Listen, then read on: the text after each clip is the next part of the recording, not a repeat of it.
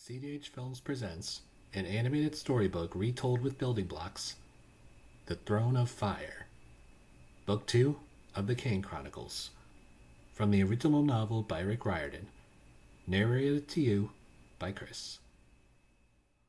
Now, if you heard of Carter and Sadie's first adventure, then congratulations. But if you haven't, here's the short version. During Christmas 2009, Carter and Sadie Kane first learned that their family had studied Egyptian magic for millennia. Their first experience was when their father, Julius, had accidentally released the 5 children of the 2 Egyptian gods, Nut and Get. He had released Horus, Nephthys, Set, Osiris, and Isis. Then Set, the god of evil, took Julius away as his prisoner. Then their uncle Amos took them to live with him in his secret headquarters called the Brooklyn House. There was where they learned that both sides of their family were related to Egyptian pharaohs.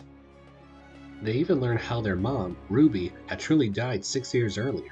She and Julius were tampering with Cleopatra's Needle, which didn't turn out so well. Also, Sadie's cat was actually Bos, the cat goddess, who their parents released from the needle. They later learned that the god named Set was trying to channel himself with a red pyramid.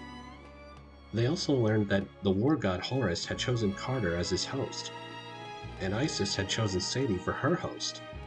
Along the way, they met a pretty magician girl named Zia Rashid, who decided to help them. Not to mention Carter had a huge crush on her.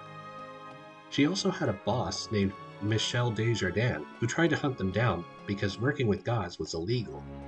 Later on, they learned that Set had taken over Uncle Amos's body. But with the power of Horus and Isis, they saved him and defeated Set. And Carter learned that his not-quite-yet girlfriend was just a magic clay dummy of the real thing the whole time she was there. And it's still painfully confusing. When their big adventure ended, they learned that it was pretty much still only the beginning. It turned out that Set was being controlled by the spirit of an even more powerful god named Apophis, the Chaos Snake. Carter and Sadie had to get ready for the evil god's return. So they assembled as many magicians as possible. So now, in the following March, which was just about 3 months after the Red Pyramid incident, Carter and Sadie were on their next mission: to rob a museum.